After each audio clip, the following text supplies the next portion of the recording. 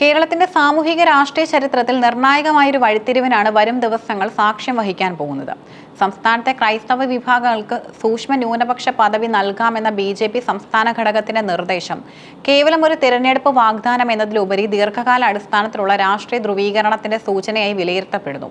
രാജ്യത്തെ ആകെ ജനസംഖ്യയുടെ 2.5% താഴെ മാത്രമുള്ള ക്രൈസ്തവരെ പ്രത്യേക വിഭാഗമായി പരിഗണിച്ച് അവർക്ക് അർഹമായ ന്യൂനപക്ഷ അവകാശങ്ങൾ ഉറപ്പാക്കുകയാണ് ഈ നീക്കത്തിലൂടെ ലക്ഷ്യമിടുന്നത്. ഇന്ത്യൻ ഭരണഘടന അനുസരിച്ച് 6 വിഭാഗങ്ങളെയാണ് ദേശീയ തലത്തിൽ ന്യൂനപക്ഷങ്ങളായി അംഗീകരിച്ചിരിക്കുന്നത്: മുസ്ലിം, ക്രിസ്ത്യൻ, സിഖ്, ബുദ്ധ, ജൈന, പാഴ്സി. ഇതിൽ തന്നെ ജനസംഖ്യാപരമായി ഏറ്റവും പിന്നിൽ നിൽക്കുന്ന വിഭാഗങ്ങളെയാണ് സൂക്ഷ്മ ന്യൂനപക്ഷങ്ങൾ എന്ന് വിളിക്കുന്നത്. നിലവിൽ പാഴ്സി വിഭാഗത്തിന് ഇത്തരം ഒരു പ്രത്യേക പരിഗണനയും സംരക്ഷണവും ലഭിക്കുന്നുണ്ട്. ദേശീയ തലത്തിൽ ക്രൈസ്തവ ജനസംഖ്യ 2.3% താഴുന്ന സാഹചര്യത്തിൽ അവരെയും ഈ ഗണത്തിൽ ഉൾപ്പെടുത്താമെന്ന വാദമാണ് ഇപ്പോൾ ശക്തമാകുന്നത്. ന്യൂനപക്ഷങ്ങൾക്കായി നീക്കിവെച്ചിട്ടുള്ള ആനുകൂല്യങ്ങൾ ജനസംഖ്യ ആനുപാതികമായി വിഭജിക്കപ്പെടുമ്പോൾ വലിയ ന്യൂനപക്ഷ വിഭാഗങ്ങൾക്കിടയിൽ ചെറിയ വിഭാഗങ്ങൾ പാർശ്വവൽക്കരിക്കപ്പെടുന്നുവെന്ന പരാതിക്ക് ഈ പദവി വഴി പരിഹാരം കാണാൻ സാധിക്കുമെന്ന് കരുതപ്പെടുന്നു. സീറോ മലബാർ സഭയും കത്തോലിക്ക കോൺഗ്രസും വർഷങ്ങളായി കേന്ദ്ര സർക്കാരിന് മുന്നിൽ വയ്ക്കുന്ന പ്രധാന ആവശ്യങ്ങളിൽ ഒന്നാണ് ഈ പദവി. മുൻകാലങ്ങളിൽ BJP കേന്ദ്ര നേതൃത്വം ഈ വിഷയത്തിൽ വ്യക്തമായ നിലപാട് സ്വീകരിക്കാതെ നിസ്സംഗത പാലിക്കുകയായിരുന്നു.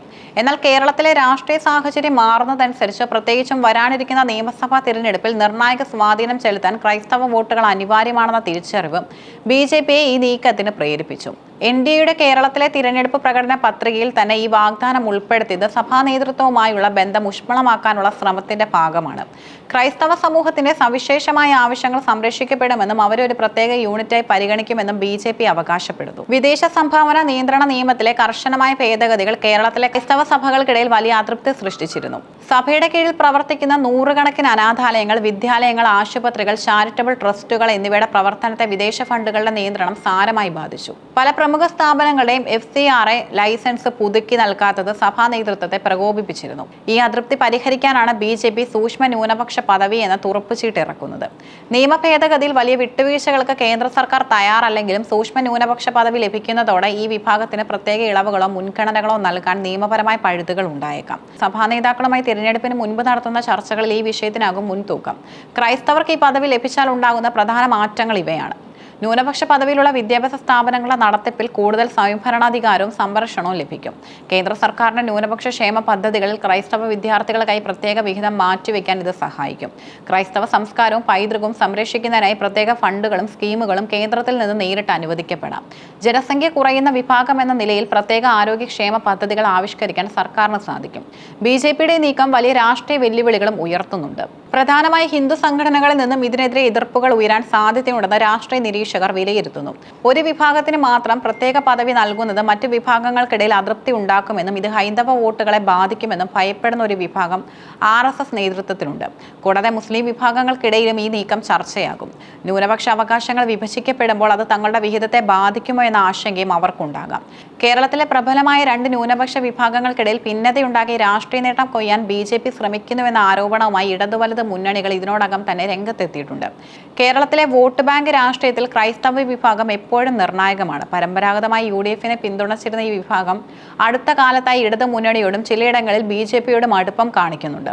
സഭയുടെ ആവശ്യങ്ങൾ അംഗീകരിക്കുന്നതിലൂടെ ഒരു വലിയ വിഭാഗം വിശ്വാസികളെ തങ്ങളോടൊപ്പം നിർത്താൻ സാധിക്കുമെന്ന് BJP കണക്കുകൂട്ടുന്നു. പ്രധാനമന്ത്രി നരേന്ദ്രമോദിയും കേന്ദ്ര ആഭ്യന്തരമന്ത്രി അമിത് ഷായും കേരളത്തിലെ സഭാധ്യക്ഷന്മാരുമായി നേരിട്ട് ആശയവിനിമയം നടത്തുന്നത് ഇതിന്റെ ഭാഗമാണ്. ഈസ്റ്റ് ക്രിസ്ത്യൻ വിഭാഗങ്ങളെയും കത്തോലിക്ക വിഭാഗങ്ങളെയും ഒരുപോലെ സംതൃപ്തരാക്കാൻ ഈ പുതിയ പദവി പ്രഖ്യാപനം സഹായിച്ചേക്കും. BJP കേന്ദ്ര നേതൃത്വം FCRA നിയമത്തിൽ വിട്ടുവീഴ്ച വേണ്ടെന്ന് ഉറച്ച നിലപാടിലാണ്. നിയമത്തിന്റെ അന്തസ്സത്ത നിലനിർത്തിക്കൊണ്ട് തന്നെ സഭാ നേതൃത്വങ്ങളുമായി ചർച്ചകൾ നടത്താനാണ് പാർട്ടി ശ്രമിക്കുന്നത്. സഭാ നേതൃത്വം നേരിടുന്ന സാമ്പത്തിക പ്രതിസന്ധികൾക്കും ഭരണപരമായ തടസ്സങ്ങൾക്കും പരിഹാരമായി സൂക്ഷ്മ ന്യൂനപക്ഷ പദവി വഴി ലഭിക്കുന്ന ആനുകൂല്യങ്ങളെ അവർ ഉയർത്തിക്കാട്ടുന്നു. തിരഞ്ഞെടുപ്പിന് മുൻപുള്ള ചർച്ചകളിൽ സഭാ നേതാക്കൾ ഈ ഉറപ്പുകളിൽ എത്രത്തോളം വിശ്വസിക്കുമെന്നതിനെ ആശ്രയിച്ചിരിക്കും BJPയുടെ ഭാവി. സൂക്ഷ്മ ന്യൂനപക്ഷ പദവി എന്നത് കേവലം ഒരു പദവി മാത്രമല്ല, അതൊരു വിഭാഗത്തിന്റെ അസ്തിത്വവുമായി ബന്ധപ്പെട്ട വിഷയമാണ്.